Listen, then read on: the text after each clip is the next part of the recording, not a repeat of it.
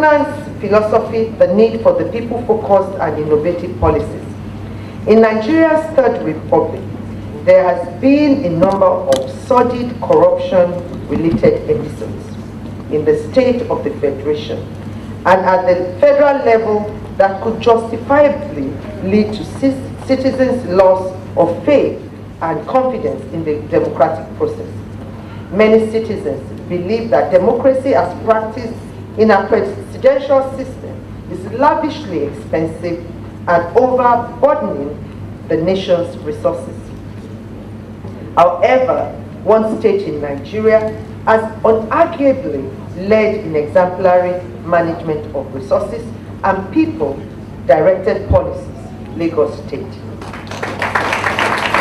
The success of Lagos State is traceable to the ascension of office of widely traveled professionals who are experienced in the scientific and systematic approach to governance. Lagos State has benefited from the administration of Asiwaju Bola Ahmed Tinubu, Mr. Babatunde Raji Fashola, SAN, and Governor Akinwumi Ambode.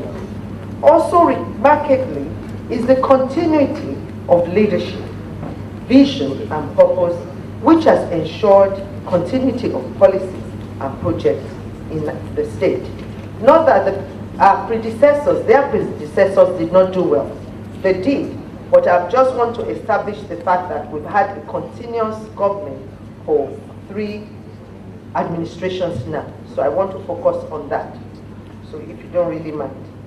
So mentioning my husband is no bias. We worked very hard. Following from the work done by the various committees set up prior to the inauguration of the civilian administration in 1999, Lagos State adopted the 10-point agenda, which has served to guide the policy initiatives for the state. The 10-point agenda is reproduced below. 1. Roads. Aggressive road rehabilitation in all local government areas. Constructions of new roads towards even the 4th mainland bridge. 2. Transportation. Integrated mass transit program with road, rail, and water transport system. Lamata, Black Bus. Traffic management. 3. Power and water supply. Island Power Project, Alausa Power, Akute Power, Odomola and Adiyo expansion. 4. Environment and physical planning. Beautification, community-based and integrated solid and liquid waste management. 5. Health.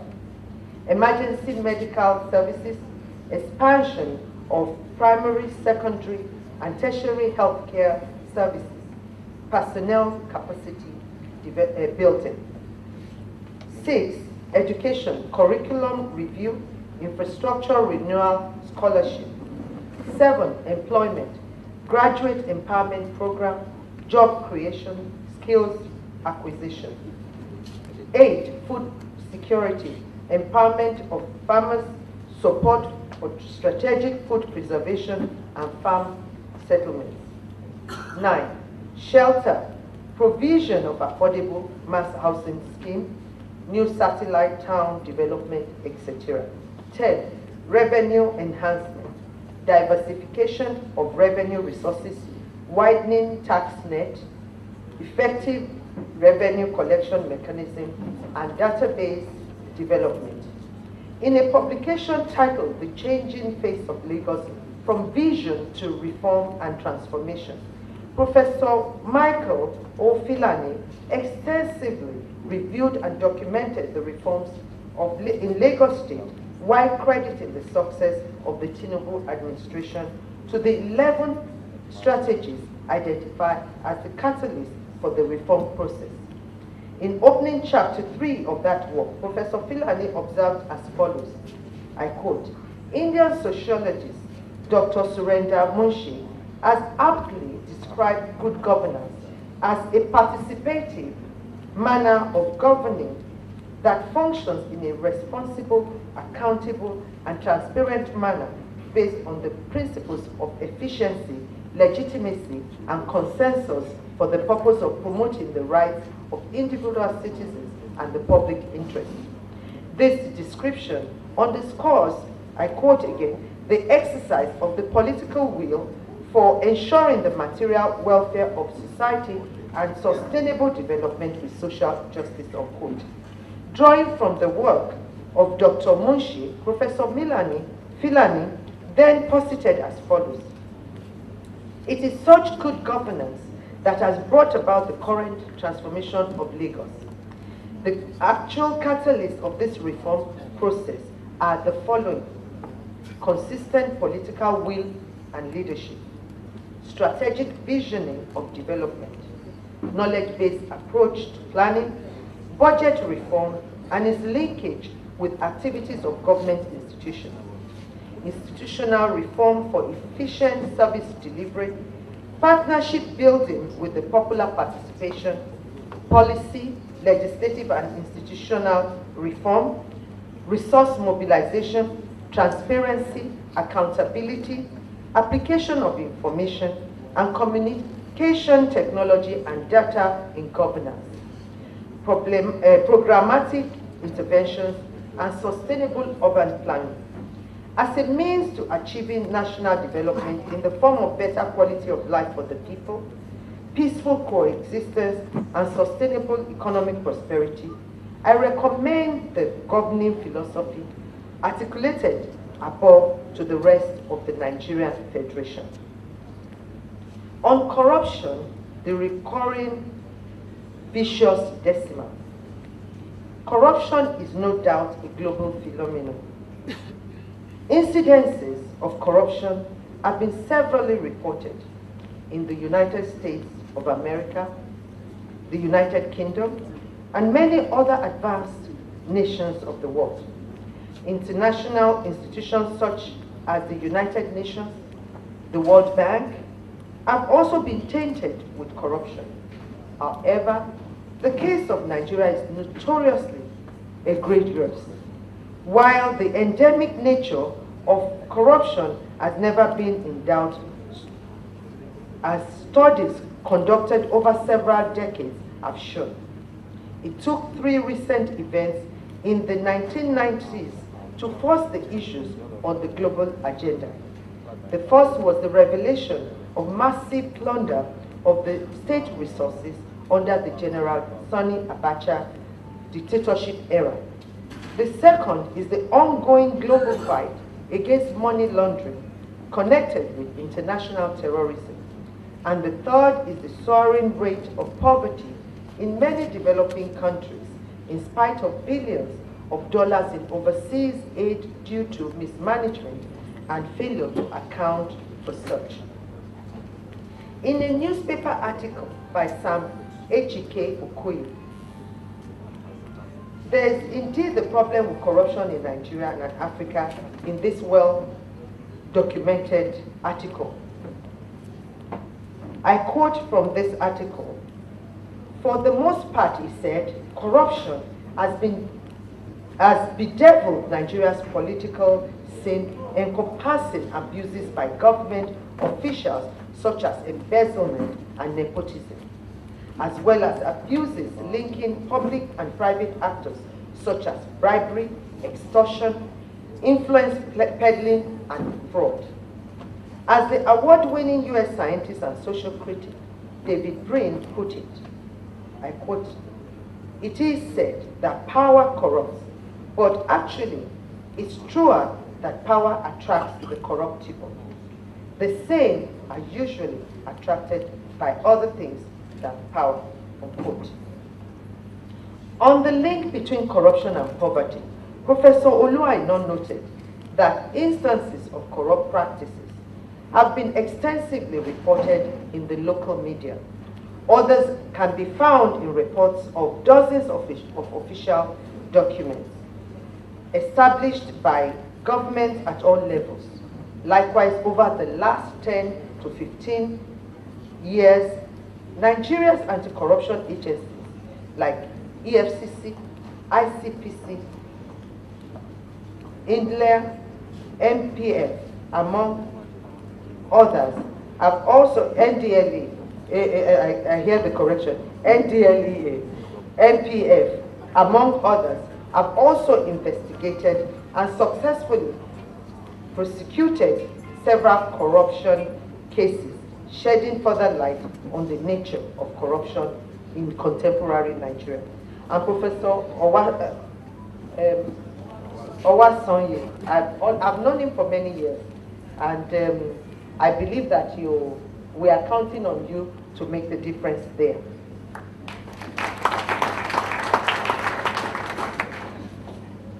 For example, petty corruption, such as the extortion of petty sums by policemen, may have several implications for law and order or legitimacy of government, but it is hardly linked to the material situations of the poor in Nigeria. On the other hand, many other forms of corruption, especially ground corruption, involving the diversion of hundreds of millions and even billions of dollars of public funds, can perpetuate poverty in many ways. The question now is, how can we effectively tackle this menace that has robbed us of development for so long? First, let us note that corruption is not a Nigerian problem. It is a universal human problem. Admittedly, it is a tough struggle, because even if thousands of laws are enacted to tackle corruption, the eternal question will be, quis custodiet ipsos custodis, who will guard the guards? In seeking a solution, let us all accept the truism that laws are limited while transparency and accountability is all powerful. It is why I am persuaded to agree that corruption is the consequence of the problems we have and not the cause of our problem as a nation. The causes of desperation and vulnerability lie in the very lack of infrastructure and transparency. In my opinion, the success of developed nations to effectively manage corruption is dependent on the realization that the mere existence of prohibitory laws will not do. It is the entrenchment of transparency in all facets of public life that will deter corrupt practices. The light shines in the darkness, and the darkness cannot comprehend it. My proposal is for the citizens of Nigeria and Africa to shift focus from rancorous arguments on whether the laws are being applied fairly or used to punish political opponents, but instead to work slowly, patiently, but assiduously to put in place legislations, structures, processes, and practices that promote transparency in governance. Once the people have unfettered access to information, it will be difficult, if not possible, for corruption to thrive. We can even see this on a lighter note. Recently, the new president of France, Macron, was trying to create an office for the wife. You can see how it was vehemently shut down. That's a typical example of a government that really works and that is transparent. My concluding thoughts: fresh perspective and leadership. Given my experiences and first-hand knowledge of the developmental challenges facing Nigeria, and considerably time spent reflecting on the areas in which the leaders and the people of Nigeria must necessarily cooperate in order to attain desired levels of development, I've come to realize that the mere identification of these areas of cooperation is not sufficient. The manner of cooperation is much more important. I'm therefore pleased to share my thoughts on these significant issues with this distinguished audience. The first is education. In the words of Ella Baker, American human rights activist, I quote, "Show the light and the people will find the way," unquote. It is no wonder that It is no wonder then that even the most developed nations place high premium on education and on the constant review of and refinement of their educational system and curriculum. The former British Prime Minister, Tony Blair, famously said, I quote, "Ask me 3 main priorities for government, and I'll tell you, education, education, education," unquote. Further describing the role and value of good and quality education, he is quoted to have said, I quote, "At a good school, children gain the basic tools for life and work, but they ought also to learn the joy of life. The exhilaration of music, the excitement of sports, the beauty of art, the magic of science, and learn the value of life, what it is to be responsible citizens who give back, who give something back to their communities," unquote. Sadly, no such premium is placed on education in Nigeria and most African countries. Granted, there are schools and universities, many of them, but what is the state of infrastructure there? What is the quality of the minds and brains produced there? How often is the curriculum revised, reviewed to reflect modern realities?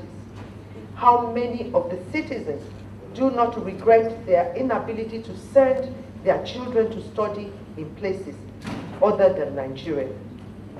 In his passionate and well thought out piece titled "Failed Leadership and Jaundiced Education in Nigeria," Nigerian theologian, teacher, and poet, Father George Ehusani, painted a picture of the state of education in Nigeria today.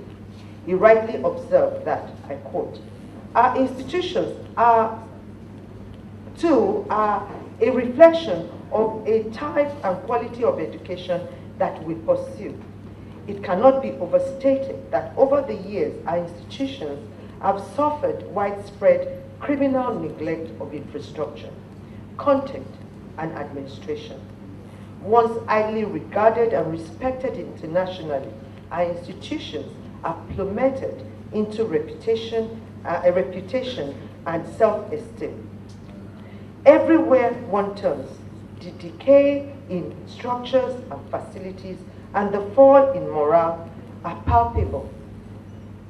Institutional corruption began to erode discipline badly, virtually in all the processes of teaching and learning. And I know UNILAG, you are pulling your weight, and I don't want you to feel biased. It's a strong paper, but you wanted us to research. Because I was discussing with Professor Rahman, he said I should look at your environment, it's beautiful. Yes, it is, but it can be more beautiful.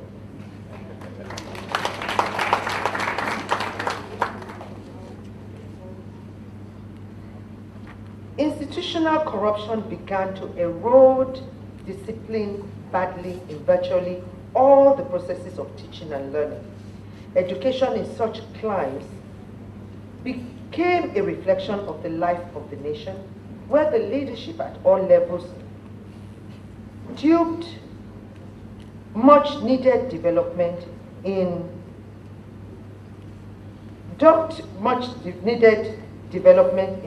preference for self-serving governance. Our institutional and public libraries are generally antiquated, understocked, and underutilized.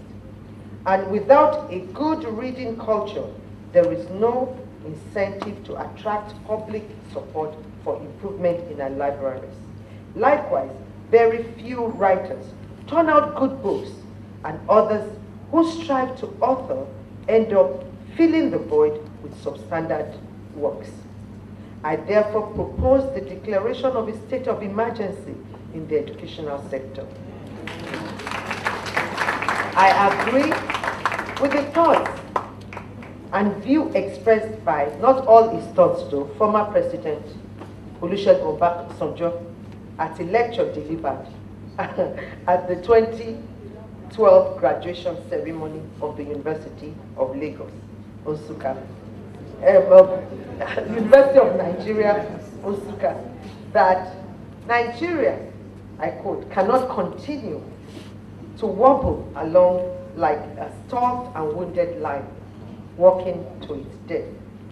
We have immense resources, but these will only become real assets if we start now to work seriously and assiduously on how this large population will be the quality, united, and purposeful workforce associated with such countries as Ghana, the United States, and South Korea. United Nations projections show that we are on the course to be the fourth largest country in population by the turn of the next century. Without commensurate growth in educational access, quality, purpose, and relevance, we will be ill-prepared to take advantage of this demographic opportunity, which can easily turn catastrophic, indeed, in the absence of real leadership, unquote. Therefore, the leadership in Nigeria must provide a conducive environment for real and qualitative education. We must also realize that the government alone cannot provide all the solutions. The examples of developed economies where education is an engine for the development shows that individuals, religious groups, communities, and businesses must contribute towards providing education that leverages development. My second recommendation is to celebrate diversity and welcome differences. It has been rightly observed that ethnic allegiances run deep in Africa, such that from South Africa to Kenya to Nigeria and to the world's newest nation, South Sudan, tribalism and appeals to ethnic sentiments and loyalties are used to climb the political ladder and to create wealth. The United States Department acknowledges that the most diverse nations in Africa are the Democratic Republic of Congo, Nigeria, Kenya, Ethiopia, and Chad. Nigeria had a civil war. Kenya recently experienced huge bloodshed and widespread violence resulting from election disputes fueled by ethnic sentiments, and with a population of 72 million people and more than 250 ethnic groups, the Democratic Republic of Congo has perpetually been engulfed in ethnic clashes. Thus, Williams Boscom, a professor of anthropology at the University of California, has been quoted as saying that while tribalism is no longer an obstacle to self-government in Africa, is still an obstacle to national unity. Thus, there must be an acknowledgement of our differences, but with a view to putting in place structures and institutions that will accommodate and protect the interests and values of the coexisting ethnic nationalities. Post-war Rwanda seems to be leading the way in this regard. It has been said that if Africa can mimic what President Paul Kagame, only in this one, not him trying to raise up a memorandum for a third term, but only here, that if we can do that,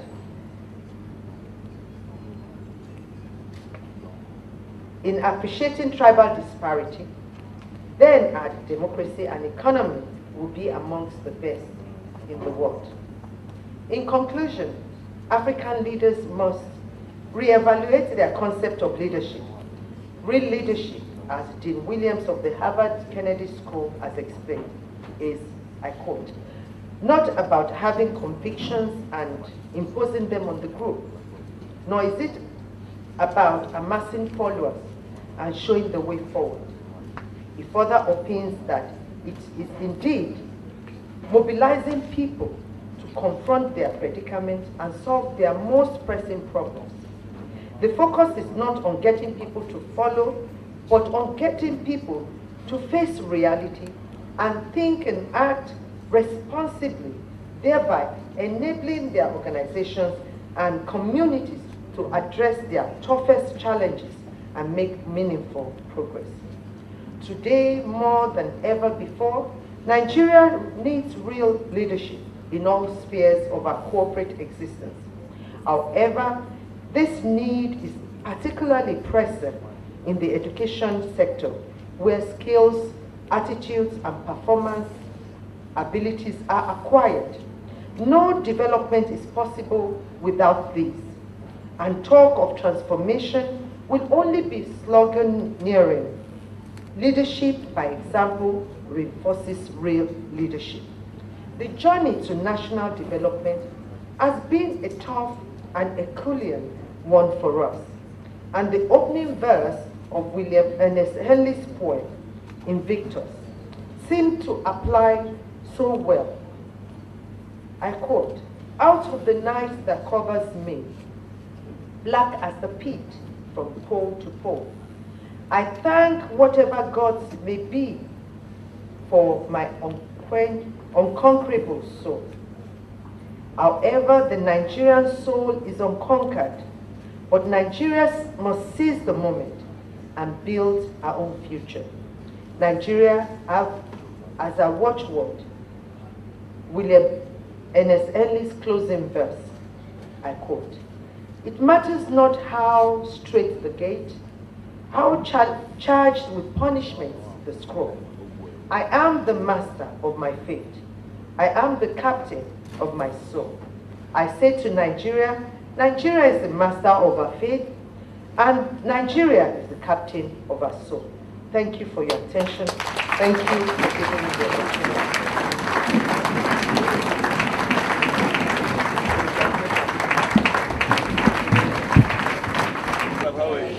Ladies and gentlemen, once again, let us recognize and welcome now the chairman of the first plenary session, distinguished Professor Ibidapo Obe. Distinguished ladies and gentlemen, I was busy going through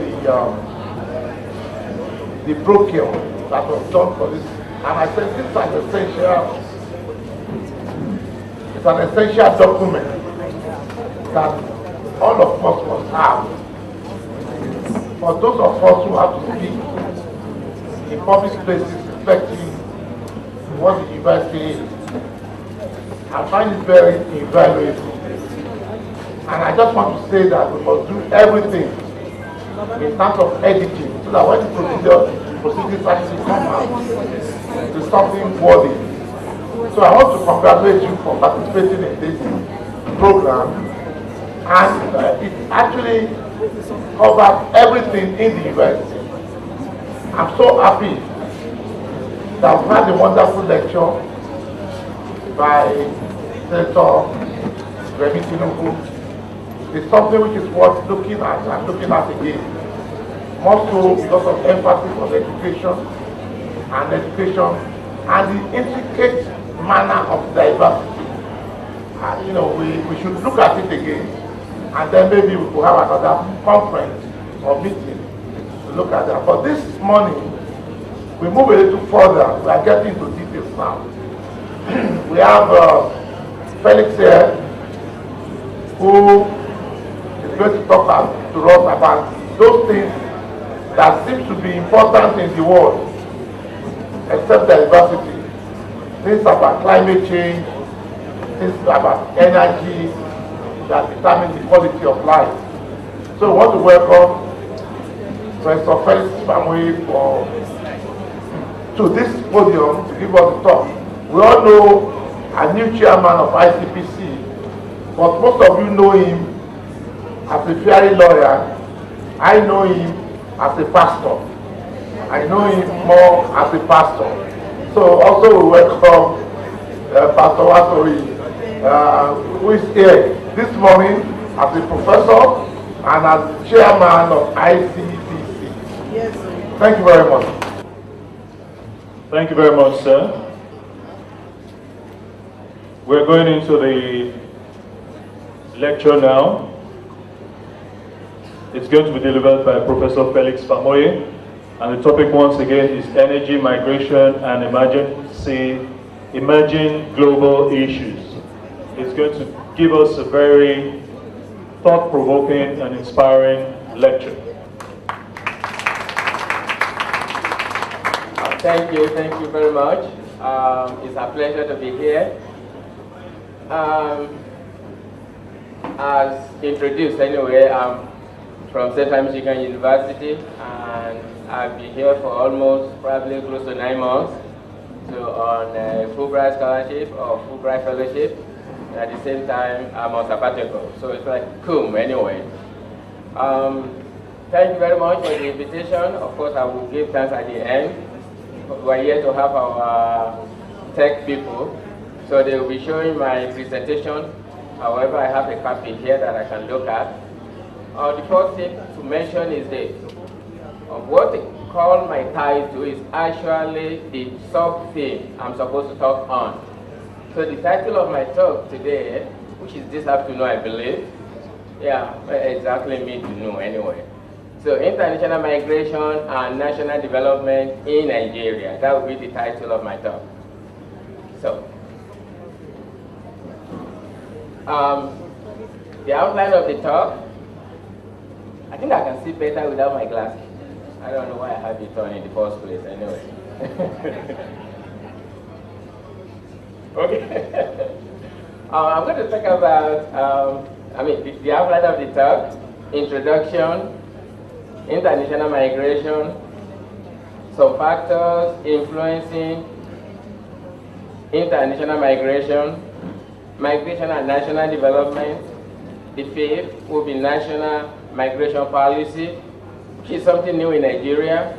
So actually it was developed in 2015, finally developed in 2015.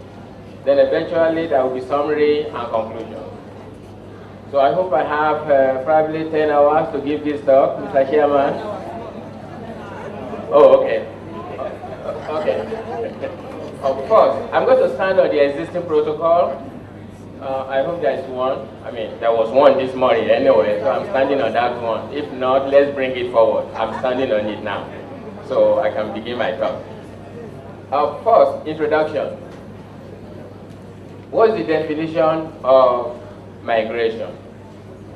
I'm going to quote the new Nigerian National Migration Policy.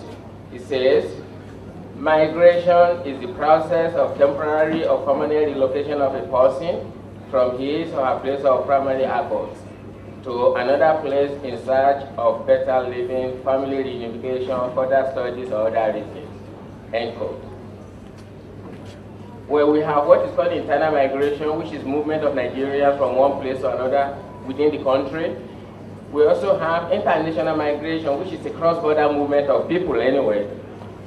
Why do people migrate? Well, you can break this into two categories. We have push factors, which force people to live where they are. We also have pull factors that actually attract people away from where they normally reside. So among the push factors are drought, farming, war, and some other things listed.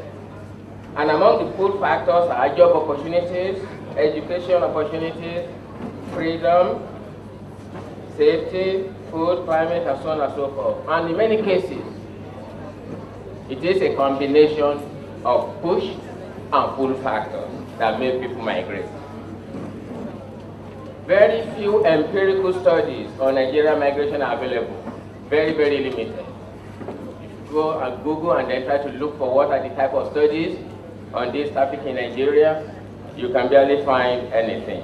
And I'm going to quote from National Migration Policy, the quality and quantity of data on migration from and into Nigeria is patchy. Estimates of migration flows based on information provided by border control posts are generally inadequate. End quote.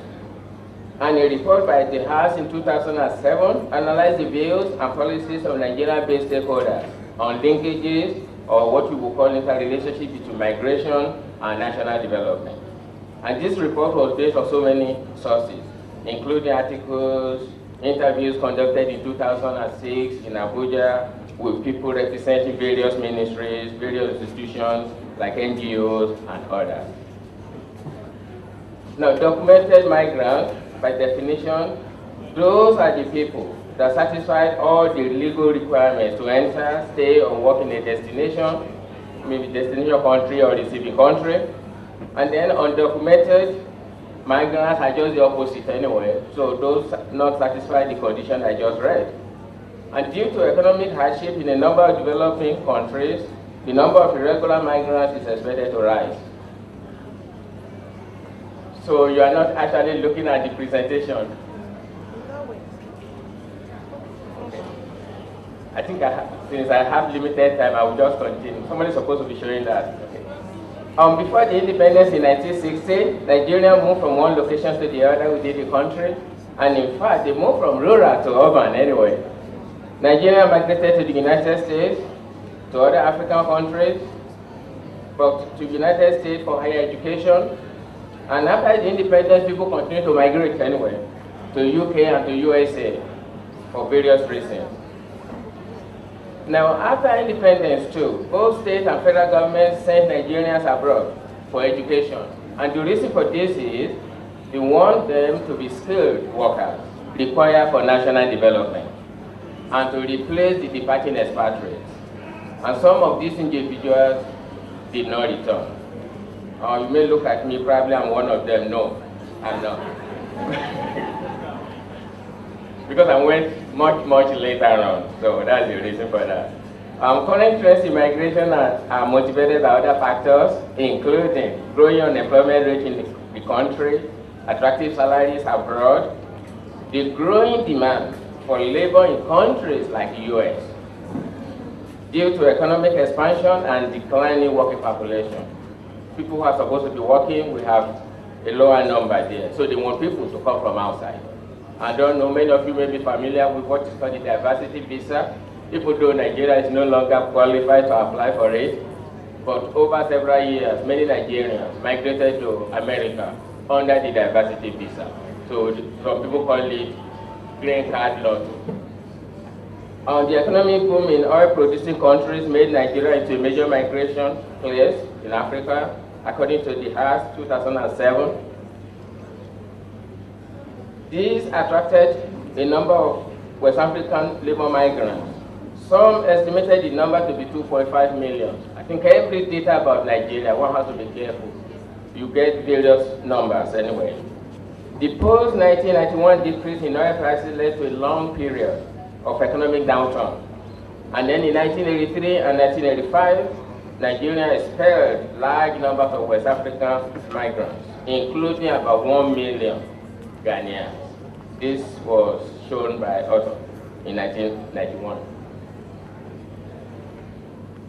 Until the 70s, emigration from Nigeria to countries outside West Africa, UK and USA for education and employment.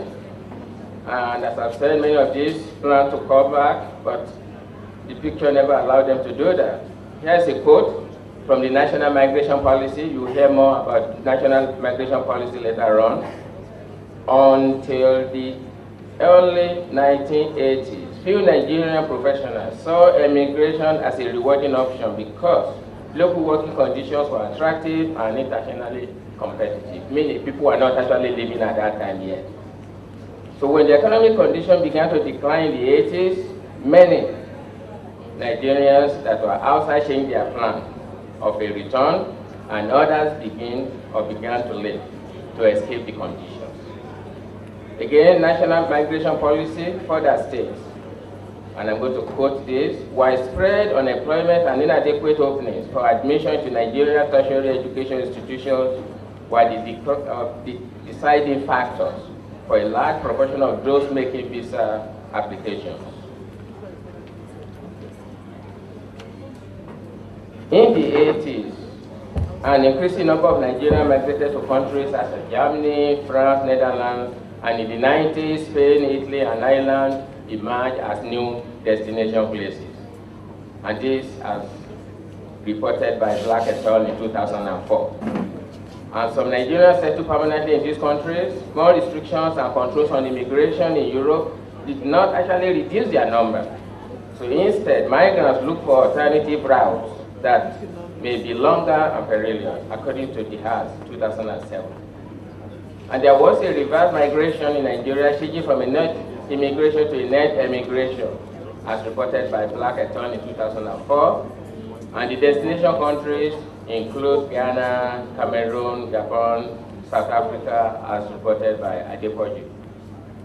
Since '94, South Africa served as a major destination for migrants from other African countries, and many of the migrants are Nigerians. The skilled and or the educated found South Africa to be a great alternative to Europe, the US, and the Gulf states, as reported by Ibidapo Obe. So a significant number of Nigerians applied for refugee status in European countries. For example, in 2004, as reported by Cali in 2006, Nigerians were the 5th largest group of asylum seekers in Europe. But because of Nigeria's size and the relative stability in Nigeria, these Nigerians have less chance of being given asylum status because there is no war at that time. I mean, there's no reason for it, so that's why they are not given anyway. So one question before I end this section: how many Nigerians live abroad? Answer depends on whom you ask. If you look at the Nigerian National Population Commission report in 2004, it stated over 2 million Nigerians live in Europe and US. However, some embassies at the same time claimed over 1 million. Of course, 2 million is over 1 million, but it shouldn't be that far apart. Hernandez Cost et al. In 2007 claimed about 5 million Nigerians were living abroad at the time of their work. About the same time, the HAS 2007 said or wrote 300,000 Nigerians were legally living abroad. That's a big jump. So, but he used the word legally. So we are saying almost 4 million, more than 4.5 were illegal, meaning they were irregular. That's unbelievable. But the major problem is Nigerian government does not register or estimate immigrants. No record is kept. Also, receiving country statistics are incomplete. So because many countries do not include naturalized and then second generation Nigerians in immigrant statistics, they will not. So we cannot be depending on them to tell us how many of us are outside. We should be able to measure it ourselves. Mr. Chairman, sir, I'm going to move to section 3 of my talk, some determinants of international migration. Well, the first slide is about the theory of migration, which I'm not going to read here. People can read that anyway. So let's move to the second slide. Lack of employment opportunities in the developing countries, especially Nigeria, is a strong factor for cross-border migration.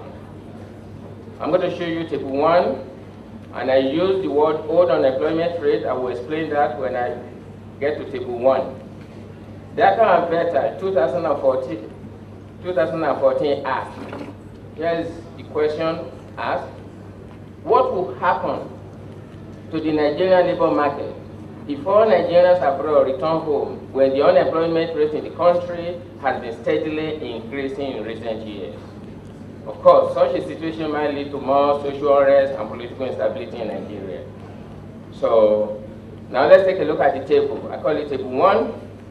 So you will see there are three rows of information. One by International Labour Organization. That's what I call the new, and that's what I call the old. So what I'm talking about here is how is rate of unemployment measured in Nigeria. So of course these are measured by social scientists, especially statisticians among them. So in the past, very old, probably up to 2013, they use 40 hours per week. You must be working 40 hours per week before we can say you are employed. Anything short, then you are unemployed. Now they changed this new rule to 20 hours per week. However, as you can see, International Labour Organization uses 1 hour per week. Probably 1 hour per week is kind of very small, but that's what they are using. That's the international body anyway. However, old method probably doesn't seem to work. And you can see, if you see the unemployment rate, you can see it's a big percentage. For example, in 2016, almost a third of Nigeria are not employed. That's a big percentage rate. So if you just use the new one, but it's still increasing. So it's not stable. The Apple and Beta 2014 examined some factors associated with international migration in Nigeria using data from 1991 to 2011. The result indicated that level of employment, migrant remittances, and population growth are key factors associated with immigration. These factors are positively related, so meaning as one goes up, the other one is also going up. But this is not a causal relationship, because correlation does not mean causes. So in Nigeria, where unemployment rate is very high, migration is likely to alleviate pressures on the labor market. Migrant remittances may help to reduce poverty within households, and migrant remittances to Nigeria is one of the major sources of foreign earnings to Nigeria, as reported by DACA and Beta. And according to Global Commission on International Migration, migration has contributed to poverty reduction, national security, political stability, and a reduction in unemployment in many countries, including Nigeria. And according to the World Bank in 2006, cross-border migration generates significant economic gains for the migrants and then for both the sending and receiving countries. According to the new national migration policy in 2015, and I quote, Nigeria is the largest recipient of remittances in sub-Saharan Africa, with receipt of approximately 65% of officially recorded remittances into the region. That's almost 2/3 of all the remittances sent to the sub-Saharan Africa. You will see table 2, which is from World Bank in 2015, shows that Nigeria is 6th in the world in the amount of inflow remittances from 2010 to 2015. In fact, some researchers reported Nigeria to be 5th, but 5th, 6th, about the same anyway. This indicates a growing trend in the inflow of remittances from Nigerians in the diaspora, and most of these remittances are used at macro levels for investment in business and human capital. So now to table 2. As you can see from table 2, Nigeria is number 6, India is number 1 in the whole country. This is for the whole, in the whole world, not the whole country, the whole world, in the whole world. So not just only Sub-Saharan. Of course, we are first in Sub-Saharan anyway, Sub-Saharan Africa. So you can see that trend is growing up from 19.75 to 21.06. So to some migrants, sending countries, immigration makes a net contribution to national development. Migration can contribute positively to the development where a country is poised to develop, but it cannot, however, create such a condition.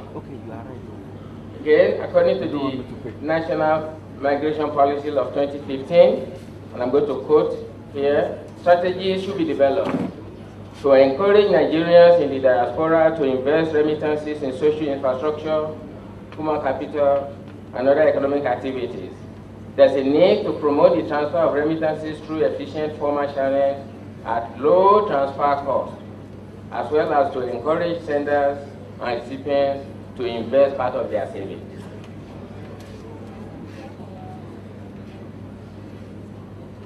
Mr. Chairman, sir, I will be moving to 4th section of the talk, which is migration and national development.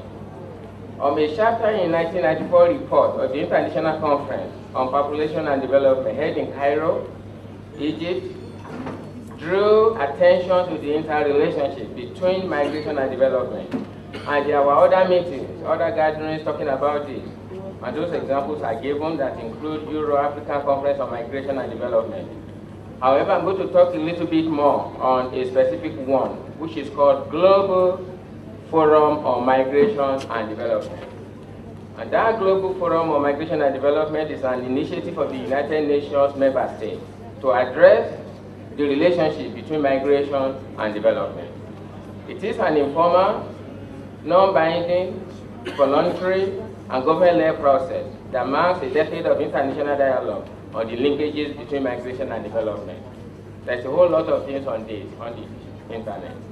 The first section of GFMD was actually held in Brussels, Belgium on July 7 to 9, 2007. And since then, there have been 9 meetings. So altogether, there are 10 meetings. And these meetings were on migration and development, meaning national development. So I'm going to quote here, or just state here, 3 of the 5 objectives of Global Forum on Migration and Development. One of them is to provide a venue for policymakers and high-level policy practitioners to informally discuss relevant policies and practical challenges and opportunities of the migration development nexus. Again, interrelationship between the two. To establish partnerships and cooperation between countries. And then the third one that I've put here is to structure the international priorities and agenda on migration and development. The last meeting was actually held in July of this year in Germany. However, the host countries were Germany and Morocco. Migration and national development continues. In the first 4 decades after 1960, international migration was not an issue in Nigerian politics. It was in the early 2000s that a connection was made between international migration and national development strategies. International migrants have been considered a drain on the country resources rather than as a positive force for national development. And because of remittances and possibly newly acquired skills, international migration has been put into a more positive light, especially than the internal migration. In early 2000, the government and the Diaspora Association started making efforts to look at the arguments for and against international migration. And the major aim is to promote the good effects of migration while finding ways to reduce or eliminate the negative consequences of the country's socio-economic development. In 2001, the Nigerians in Diaspora Organization, NIDO, was established by the government within the Ministry of Foreign Affairs. This body is to encourage Nigerians abroad to contribute and play a vital role in national development. NIDO has network branches in Nigerian embassies abroad as well as destination country-specific websites. And the aim of NIDO are to encourage the participation of Nigerians in the diaspora in the affairs of their home country, to provide to Nigeria's international migrant organizations a forum for the exchange of views and experience, to enhance the image of Nigeria through networking, and to build a database of Nigerians with professional skills and make this database available for the benefit of government, the private sector, and Nigerian partners. So I'm going to refer to Speaker Bankole when he unveiled the software for global database of Nigerians in diaspora. This was done in Europe, stated the following on February 21, 2009. Now, I'm quoting now, now it is in your hands. If you want change, you must come home and make it happen. If you want power, you must come and grab it. No one will give it to you. Give us your ideas and resources, and we will provide the legislative backing that will enable you to make your contributions to national development. So most politicians recognize this part. The Nigerian National Volunteer Service is another government agency which was established to reinforce bonds with the Nigerian diaspora. NNBS encourages Nigerian professionals living abroad to have temporary visits, technical missions, and sabbaticals to Nigerian institutions or given summer courses. I did mention I'm on sabbaticals too, but not through the encouragement of NNBS. And to be frank and be honest with you, I know about it after I was given this topic to talk about. So, I spoke to my friends. None of them knows about NIDO, none of them know about NNBS. So it's one of my recommendations at the end. How do we know about them? Not just only a few people know about them. The rest of diaspora people should know about them. Our migration and national development continued. That's the last slide on it. It was in early 2000 that Nigerian policymakers and banks pay little attention to the issue of remittances. At the 2004 G8 Mid Summit, countries agreed to engage in remittance partnerships, and Nigeria is one of the countries with which the UK government wished to engage in such a partnership. And up to 2007, the agreement has been obstructed by a general lack of information on remittances and migrants abroad. Not surprising. We don't even have data anyway. Very little interest has been shown by the Nigerian Central Bank in engaging this discussion. It has 2007 reported. So now I would like to talk about the national migration policy. So the Nigerian government appears not to interfere with the emigration of its citizens. Or let me put it here. Before 2015, there was no official document called National Migration Policy. So it was until 2015. So it actively, that Nigeria now, actively intervened on the case of anti-trafficking policies. Nigerian government embarked on active immigration policies through negotiating immigrant quota in exchange for collaboration with readmission. So according to the House. So Nigeria has very restrictive immigration policies except concerning the Economic Community of West African States, which we are all familiar with.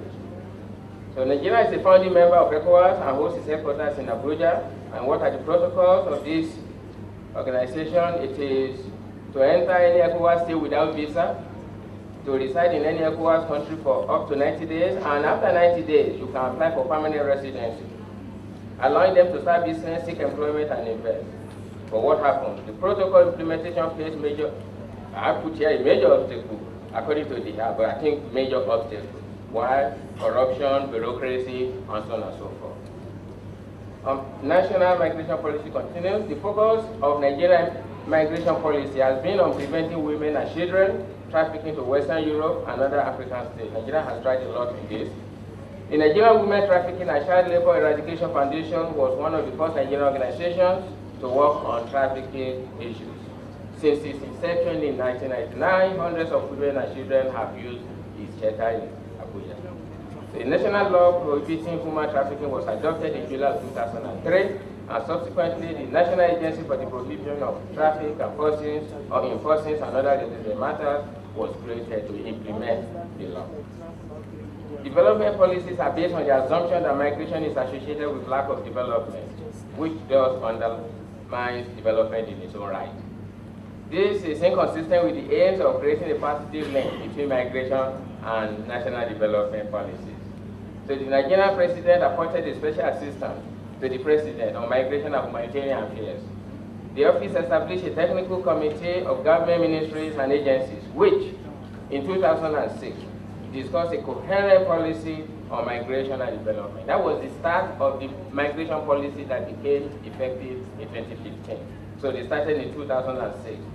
So a period of maybe a few years, we can say. The process was facilitated by IOM, International Organization for Migration in Nigeria. And that national migration policy, which was revised by Professor Ibidapo Obe, was adopted on May 13, 2015. That policy has 14 objectives.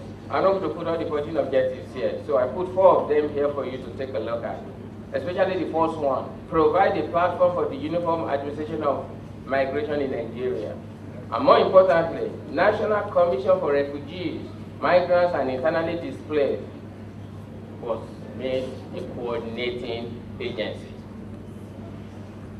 2, eliminate irregular migration through more effective migration and border management controls. Encourage the participation of Nigerians abroad in economic activities at home through foreign direct investment and social remittances. And that's the 4th one I'm giving. There are 14 of them. This is available online. So develop alternative, efficient, and cost-effective methods of official remittances through the designation of specific Nigerian banks and remittance channels. The question is, are many of these implemented already? You can hardly get data. I tried my best to actually go to the Nigerian Publishing Commission. I don't know, I think probably it's just my internet. I couldn't access the website. It's always saying error, error, error. And I tried, we are talking about a period of almost 4 weeks. I couldn't see what is going on here. The National Migration Policy acknowledged the importance of migration to Nigerian development by stating I quote, "There's a need to harness the potential of Nigerians living abroad who constitute a major source of expertise and skills as well as of remittances and foreign direct investment." Furthermore, the policy states further, "True, the maintenance of connection with home countries benefits accrue to the country of origin through the transfer of remittances, knowledge, skills, innovation, and technology and return migration." Now, the National Commission for Refugees, Migrants, and Internally Displaced, who is supposed to coordinate the national migration policy, they were actually charged to collaborate effectively with the Nigerian National Volunteer Service, the Nigerians in Diaspora Organization, the House Committee on the Diaspora, the National Population Commission, the Independent National Electoral Commission, and other relevant agencies to promote the necessary political, social, and economic conditions and conducive policy environment, including democracy and good governance, that will encourage and productively engage the diaspora population to contribute to national development. Are these being done? That's a question. Well, part of my recommendation later on. Specific policy objectives to NCFRMI charges. Establish enabling environment to attract diaspora contributions to national development. To develop and regularly update the diaspora database from relevant sources. To create a conducive legislative and policy environment that facilitates the transfer of knowledge, skills, and resources from the diaspora. To reintegrate return migrants and utilize their skills and resources. I think I was passing through the airport sometimes. I was reading something, and I saw when people are coming, you should actually welcome them at the airport. There should be a place where you welcome them at the airport. I think I've not been lucky enough to pass through whenever that welcome is being done. Now let me talk about brain drain a little bit, and brain waste and brain gain. So brain drain is when many highly skilled nationals leave their country of origin to seek employment or establish business abroad. This may have a negative effect. We all give another round of applause to our Fulbright scholar, Fulbright visiting professor from Central Michigan University, who has taken us through international migration. He is more than fit person to talk on international migration. He's one of the few Nigerians, well, one of the many Nigerians who have relocated out of our country, but he stands different from most others. He comes back trying to give back to his motherland, and give back to his country, and that's why we are always proud of Mr. Famoye. Felix Famoye, visiting Faculty of Science, is virtually almost becoming like a permanent member of staff of the Faculty of Science. Thank you very much, Mr. Famoye. He's available for questions, but we'll take questions after we've taken the second paper in this plenary. By the way, don't wonder what am I doing with the microphone.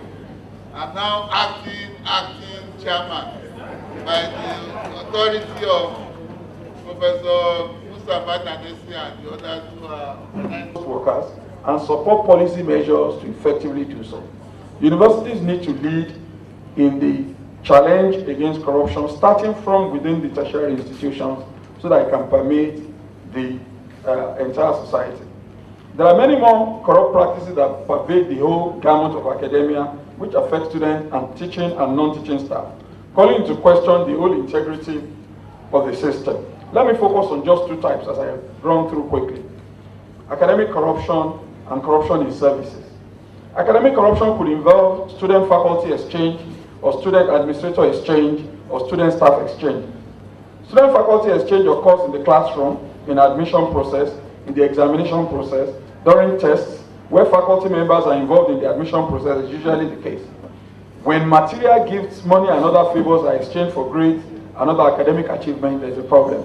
We received quite a number of petitions, for example, from places I think we might have to terminate this. Departmental administration, faculty governance, research and research administration, teaching and learning services, and what have you. And they came to very, very sober conclusions that many things were not right. I then did a table and looked at the number of cases that this institution, I didn't even look at the EFCC, that ICPC had filed over a window period of around 5 years, and to look at what number came from tertiary institutions. And tertiary institutions ranked far higher above quite a number like politically exposed person and all that. Now, you could argue that the reason for that is because given the enlightenment that is within tertiary institutions, they are more willing to report corruption than other sectors. That's a possibility. But the fact that quite a number of administrators from tertiary institutions are now candidates in the dock is cause for worry. There are at least 4 or so vice chancellors that are being prosecuted for corruption right now, to the extent that it became an editorial of the Punch this week. So that this tells us that we need to be looking very deeply at this issue. And one of the things that I said in my paper is that I would love to see the struggle of ASU also extend to challenging corruption within tertiary institutions, because it helps to retain the resources that would improve governance and help to achieve the legitimate demands that ASU often makes of the government. What are the preventive actions that I recommend as I just round up in 5 minutes?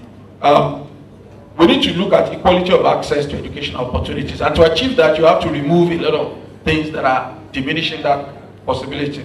Fairness in the distribution of educational and curricular materials, fairness and transparency for selection, for higher and specialized training, fairness in accreditation, in which all institutions are judged by professional standards that are equally applied, fairness in the acquisition of educational goods and services, the maintenance of professional standards, and of course, very important, improved funding.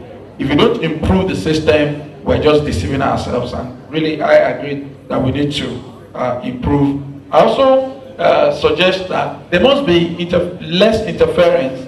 We must in fact try and eliminate complete interference in the quality of people who assume management positions, starting from the council down to within the university system itself. It is very important. The selection process should ensure that it's people of integrity and experience who populate university councils, people who can add value, not just politicians and people who have ulterior motives. I also looked at the challenge with this whole notion of carrying capacity, which needs to be enforced. It's a push factor for corruption, because once you take more than you are capable of managing, the next issue is that you are going to look for ways to cut corners. And I commented in my paper that in this regard, it is gratifying to note that the Minister of Education clarified that universities will still be allowed to apply post-jam measures to ensure that they bring in the right kind of student. And I said that UNILAG admission process is highly commended as one of the most transparent and credible in the country, because I know they try to make sure that they take in the best. Let me just round up so that we can take a few. I'm skipping a number of things so that we can take a few things. My conclusion: corruption in tertiary institutions is a worldwide challenge, particularly common in the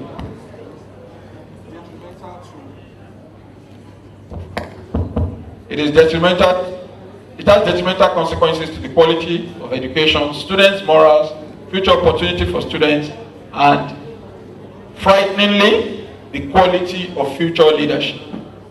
When talented individuals are excluded from benefiting from higher education because of fraud in the process, when young people are frustrated out of the tertiary institution by corruption in the exam process, or are forced to drop out by avoidable direct costs because of mismanagement of whatever is available, or indirect cost of higher education is forced on people who cannot afford it, then we're going to have a problem. Or when corrupt policies and officials and research funds are diverted to other uses, or when less qualified individuals are recruited in place of more talented ones, either as students, either as lecturers or administrators, this nation is the ultimate loser. The situation will not be cured by just putting more financial investment in the education sector without a holistic cleansing of the environmental challenges that are currently afflicting management of citadels of learning. Now, it is often said that a society cannot rise above the standards of its academic institutions. This means that we as academics hold the key to national development. The sooner we use that key to open the door of effective, transparency and accountability, first amongst ourselves, the better we'll be with the larger community towards fulfilling the desire of national development. Thank you for your time. Thank you very much. I believe Professor Owasunwe, the pity we had the short break of about 10 minutes or thereabout. But you can see that he has come with a rich paper, coming from a background of somebody who has dealt with the issues of corruption in our country in a very seasoned manner, that I believe that indeed his paper must be a key paper to be circulated by the conference planning committee for every one of us, even right up to management. And maybe we also share copies of it with our ASU executive that didn't wait to hear what he was saying, so that he can, because he alluded to the fact that as a matter of fact, as the struggle of ASU continues, the challenges of corruption in our institutions also must be taken on board, so that we do not continue to suffer the fate of the fact that so much money comes to the university, yet ASU is always on strike. So that we can have a clarification of the nexus between how much money is coming to the university and how much of it gets to action as is expected. So, thank you very much. Please, can we give another round of applause?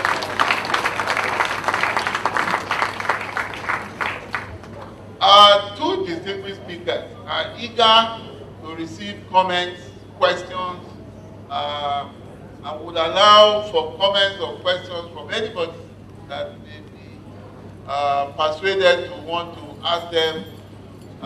To remind you, Professor Felix Famoye talked about international migration as